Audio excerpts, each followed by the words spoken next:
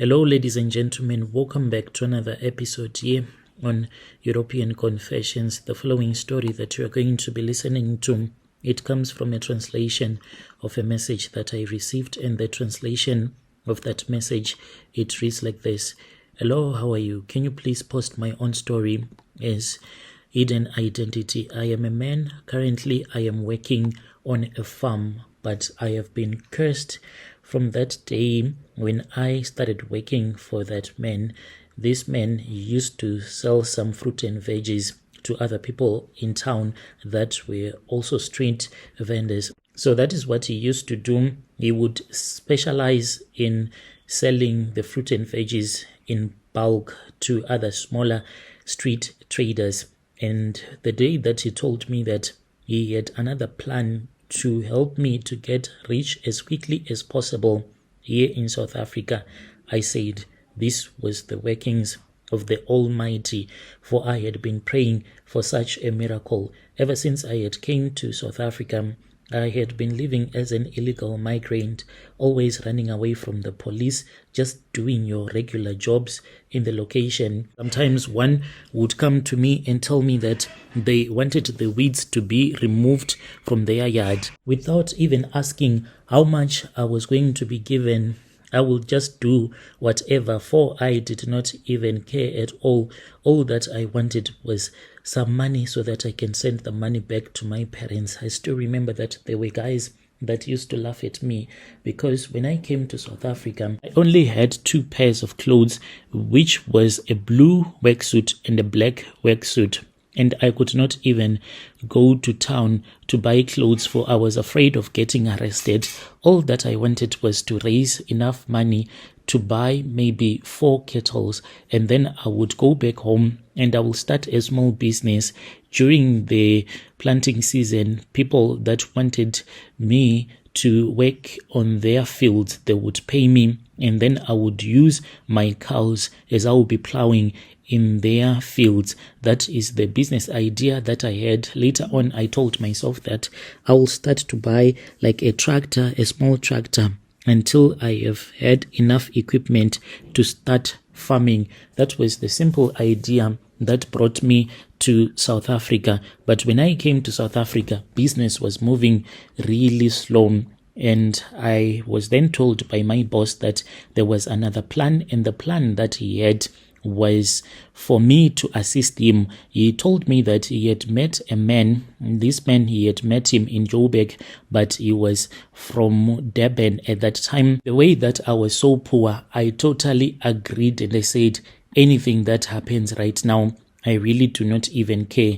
All that I want right now is for this man to show me the way that I can make money. I never thought that I would end up doing such a thing. Before, we would go to different villages. They used to call it Mundende, where we would go and sell at a village market where a lot of people would be gathered each and every month when they would be getting their Sassa money. So with that man, what we used to do is he would bring some water and put it in a big dish, and he told us that this water was the water that was being used to wash dead bodies. You would get the water from different mortuaries, and then we would wash the fruits, the tomatoes, using that water, and then we would go around supplying. This was like back in those days when I came to South Africa in 2010, when I was working for this man.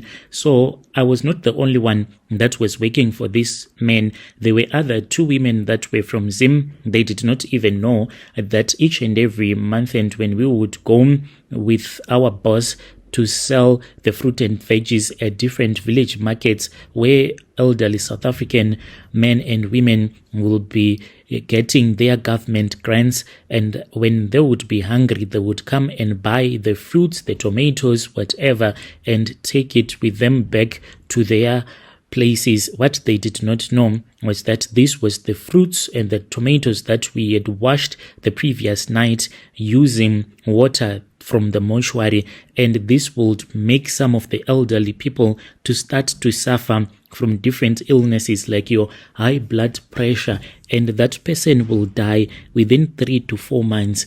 So our boss would benefit from the death of that person. We had to mark the person that would have died in that village and go to the grave of that person that would have been buried and take soil.